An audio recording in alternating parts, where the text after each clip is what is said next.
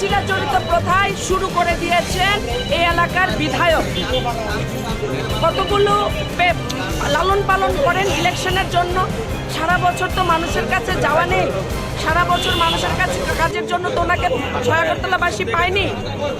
আজ আমাদের প্রধানমন্ত্রী যে আসছেন, আমাদের ছয়াগরতলার এখানে একটি যুব মোর্চার আমাদের কার্যালয় আছে।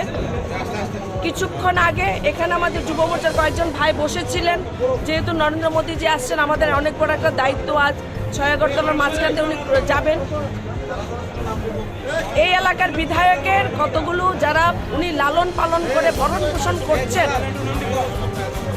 কজন ছিল, প্রায় 20 থেকে 25 জন এসেছেন, বাইক ভেঙেছেন, আমাদের কয়েকজন কার্যকর্তাকে ওপর ঢিল ছুঁড়েছেন।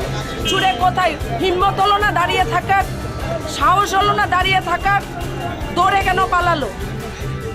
উনি ভেবেছেন পরাজয় উনার নিশ্চিত। উনি যা পরিস্থিতি তৈরি হয়েছে সারা আগরতলায়, পরাজয় উনার নিশ্চিত। এই পরাজয়টাকে উনি মেনে নিতে পারছেন না, তার জন্য একটা সিট ক্রিয়েট করার, যেটা উনি বাই ইলেকশনও করেছিলেন। কিছুক্ষণ পর হয়তো দেখবেন আবার হাত বেঁধে দিকে চলছেন, হয়তো আবার হুইল চেয়ার নিয়ে নেবেন মমতা দিদির মতো। এটাই ওনার ড্রামা উনি মঞ্চস্থ করেন। গতকাল দেখেননি? গতকাল সাতরামনগরে ইলেকশন চলছে, নির্বাচনী সভা চলছে, আরেক দলের লিডারকে টেনে হিচড়ে মঞ্চে তুলে মার্কেটিং করে নিলেন, ড্রামা করে নিলেন। কি হলো? 1 ঘন্টার মধ্যে সুপ্রিমো, মাথার যিনি সুপ্রিমো, একটা খুব সুন্দর কমপ্লিমেন্ট ওনার জন্য উনি করেছেন যে ড্রামাবাজ, কলাকার বলেছেন। তারপরে আপনার লজ্জা হয় না?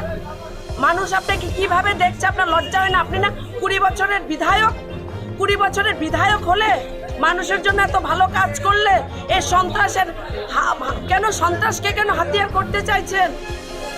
আমরা কিন্তু আজও আমাদের পুলিশের উপর পূর্ণ বিশ্বাস, প্রশাসনের উপর পূর্ণ আস্থা আছে। আমরা শান্তিপ্রিয়ভাবে ভোটটা ইলেকশনটা আমরা লড়াই করতে চাইছি। আমরা জিতবো, আমরা জানি।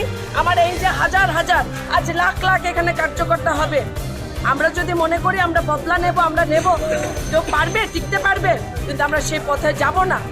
এটা আমাদের পথ নয়, সাবধান। তারপর বলে দিচ্ছি, আমার ভাইয়ের ওপর হাত ওঠাতে হলে সাবধান, বলে দিচ্ছি।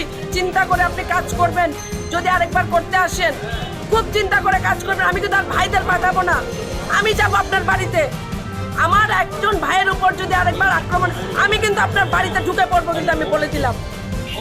আমি কিন্তু প্রার্থী না, আমি কিন্তু সবার বোন, কিন্তু দিদি। আমি আপনার বাড়িতে একা যাব, দেখি আমাকে কে কি করতে পারেন।